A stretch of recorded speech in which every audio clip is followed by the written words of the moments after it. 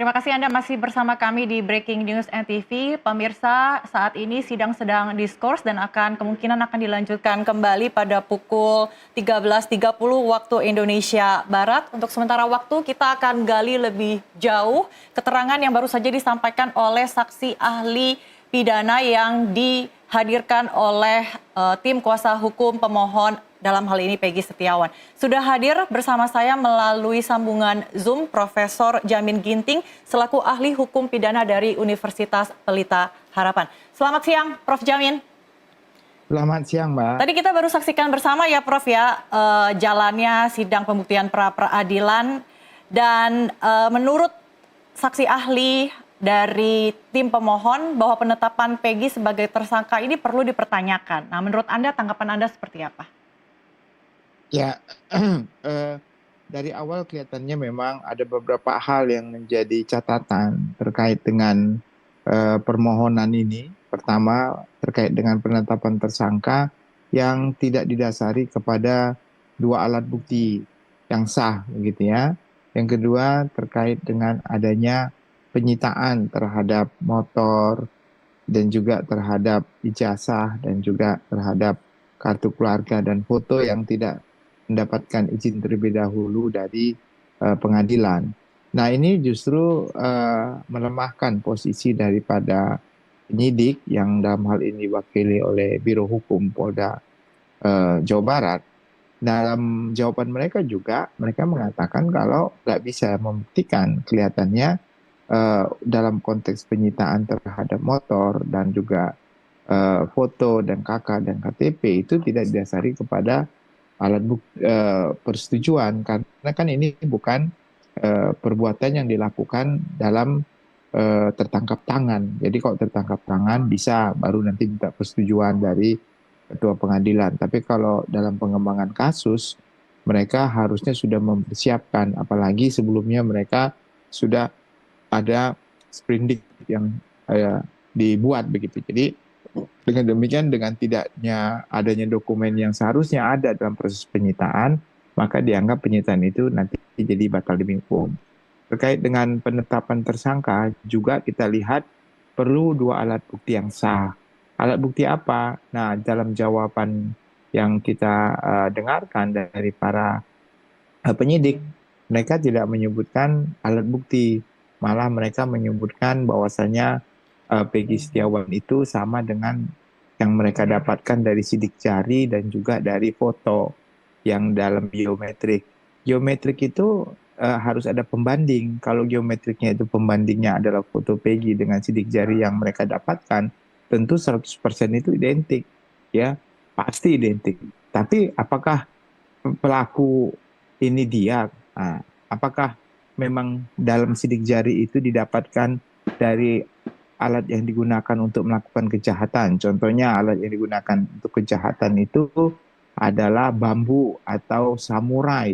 Nah, dalam samurai itu ada nggak sidik jari Peggy Setiawan ini atau Peggy Perong? Nah, yang mana begitu? Nanti kalau memang ada ditemukan sidik jari dalam alat bukti yang digunakan untuk kejahatan dan itu identik dengan Peggy Setiawan, ya benar. Tapi kalau bukan sidik jari yang didapat dari alat melakukan kejahatan, tetapi barang yang disita atau diminta suruh cap jempol atau cap jari di kertas kosong, begitu yang diidentifikasi sebagai dia, ya memang dia pasti. Dan itu nggak bisa menilai apa-apa gitu loh.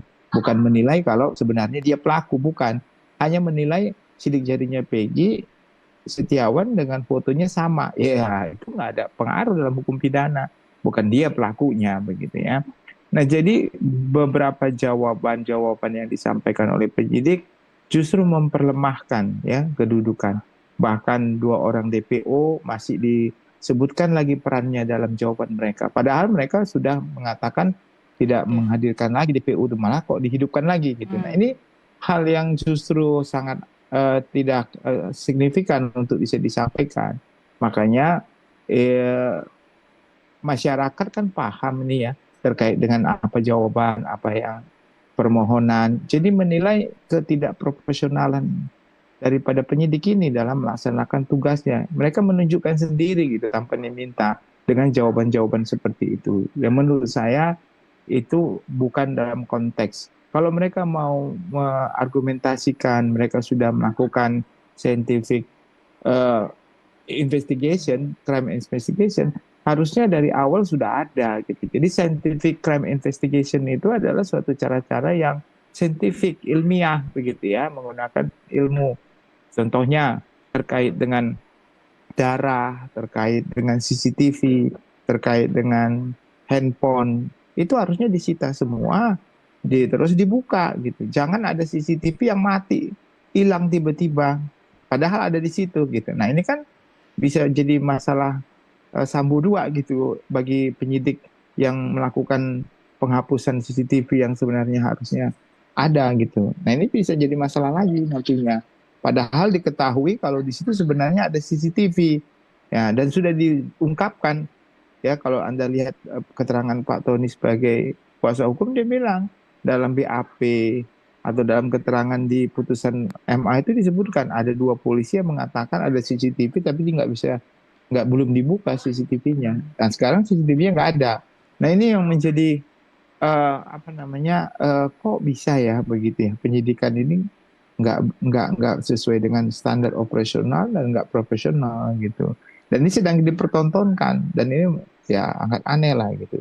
Jadi menurut saya eh, proses pra peradilan ini ya memang sarana yang paling tepat ya untuk bisa mengkaji sejauh Hmm. mana kinerja daripada penyidik ini apakah profesional apa tidak profesional begitu Mbak. Oke, jadi Prof, Anda berpendapat jika pihak kepolisian ini tidak memiliki alat bukti permulaan yang cukup sebelum menetapkan atau menahan Peggy sebagai tersangka. Tapi dari menurut keterangan dari Kabitkum Kombes Pol Nur Hadi Handayani menyatakan jika laporan polisi itu bisa digunakan sebagai bukti permulaan. Dalam hal ini adalah Iya, laporan polisi dari ayah korban Eki, Ibtu Rudiana. Bagaimana tanggapan Anda?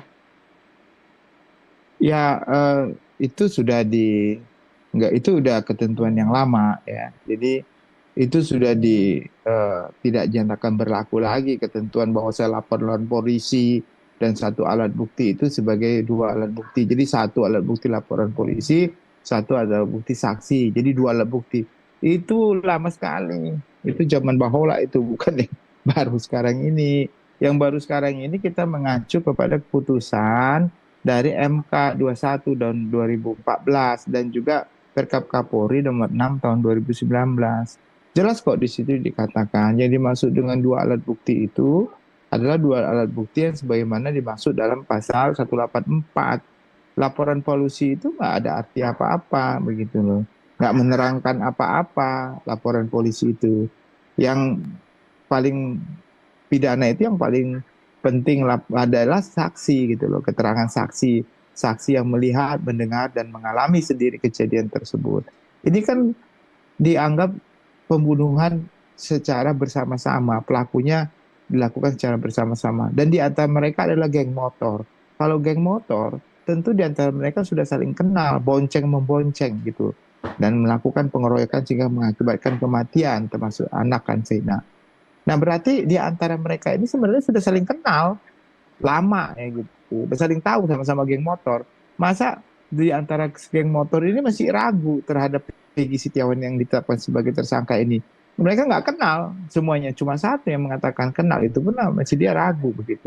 Nah, jadi inilah bukti apa yang mereka mau hadirkan lagi? Harusnya saksi yang meyakinkan benar-benar kalau pelakunya dia ada bersama-sama dengan mereka. Nah, kalau enggak lemah lah begitu ya. Nah, apa yang mereka buktikan lagi selain daripada laporan polisi nggak ada arti apa-apa. Itu bukti surat yang nilainya paling rendah ya dibandingkan dengan saksi. Itu kan urutannya ada saksi, keterangan ahli, ya surat, ya, petunjuk ya itu. Kalau keterangan terdakwa kan belum. Jadi dalam konteks pidana ini yang paling bagus dan paling dapat diterima sebagai bukti yang saya keterangan saksi. Tapi saksi juga harus punya keterkaitan satu sama lain sama yang tadi itu, yang scientific evidence yang didapat dari scientific crime investigation. Nah, itulah yang penting menurut saya begitu.